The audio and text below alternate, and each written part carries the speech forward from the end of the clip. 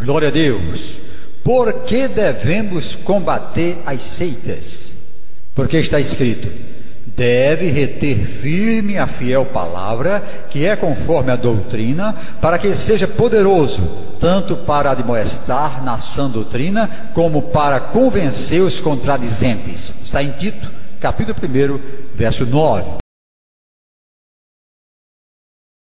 Figura histórica, e o Cristo é uma energia divina que está em todos nós. Ele foi o mestre que implantou as bases da nova era. Jesus teria sido o mestre cósmico, o avatar da era de peixes.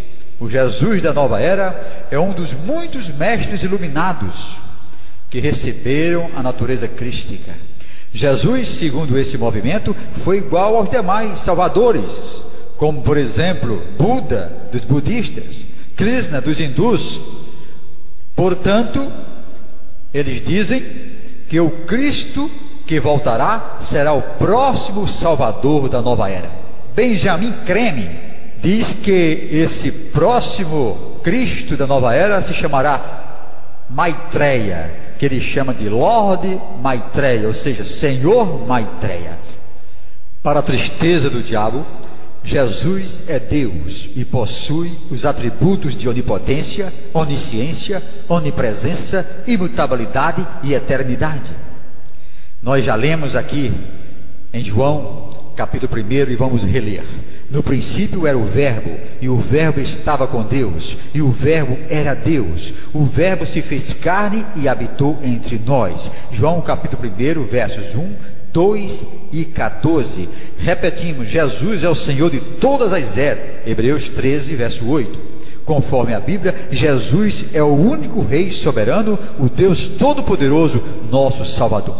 Nós vamos ler mais apenas duas passagens bíblicas a respeito da excelência da pessoa de Jesus e do seu nome.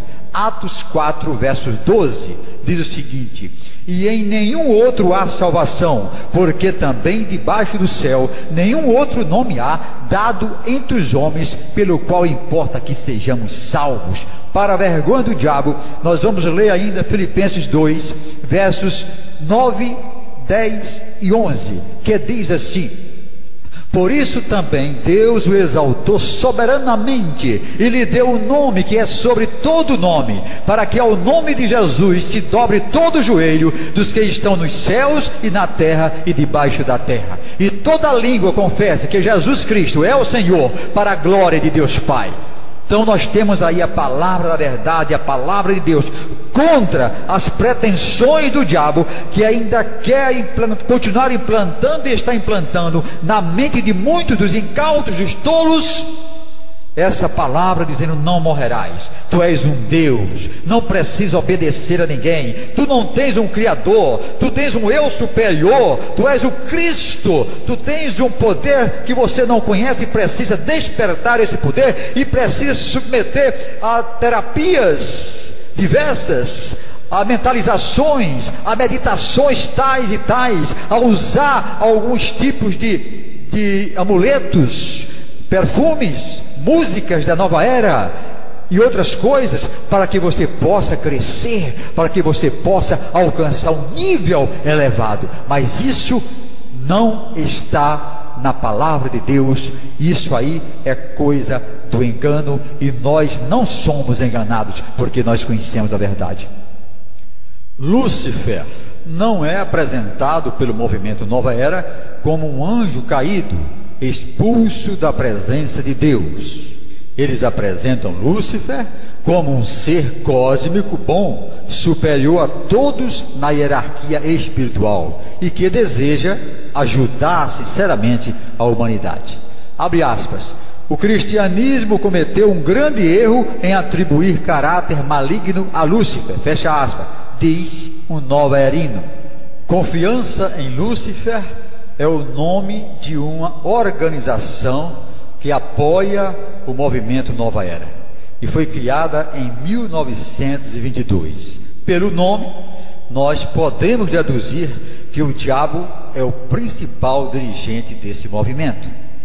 Vamos fazer um breve comentário sobre Lúcifer. do latim luciferus, aquele que traz a luz. Assim, o príncipe das trevas é designado por Isaías, como está em Isaías 14, versos 12 a 14. Satanás recebe tal alcunha porque, antes de haver se rebelado contra o Senhor, era o ser angélico de maior expressividade nas regiões celestiais. Ninguém lhe era superior, dir-se-ia tratar-se da mesma luz. Agora, porém, ei-lo como o Senhor das regiões tenebrosas. Agora vamos ler o que diz Isaías, capítulo 14, verso de 12 a 15. Como caíste desde o céu, ó estrela da manhã, filha da alva, como foste cortado por terra, tu que debilitavas as nações, e tu dizias no teu coração: eu subirei ao céu, acima das estrelas de Deus exaltarei o meu trono, e no monte da congregação me assentarei aos lados do norte. Subirei sobre as alturas das nuvens, e serei semelhante ao Altíssimo. E contudo levado serás ao inferno, ao mais profundo do abismo. Muitos exegetas admitem que Isaías está se referindo ao anjo caído, que antes estava numa situação de importância no céu.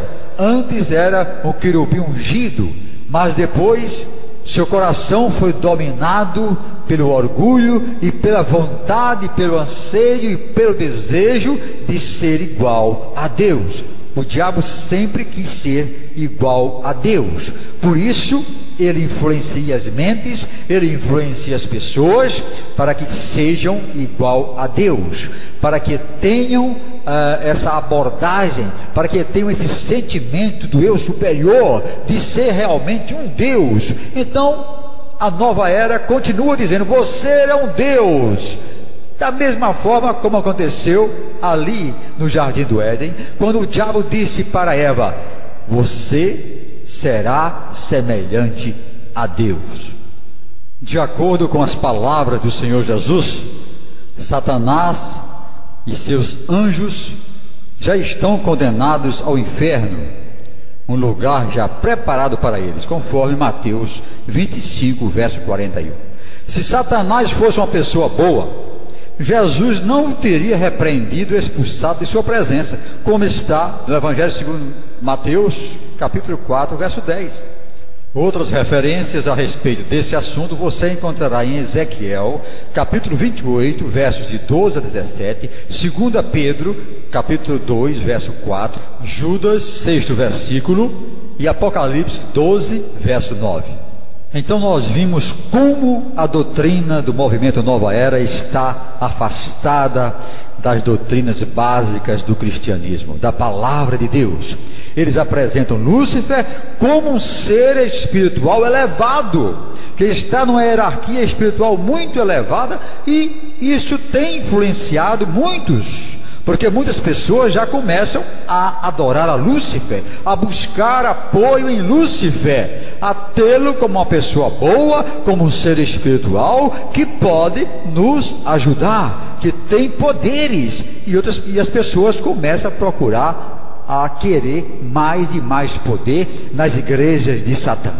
Glória a Deus. Eu estou apresentando este trabalho no mês de dezembro do ano de 2003.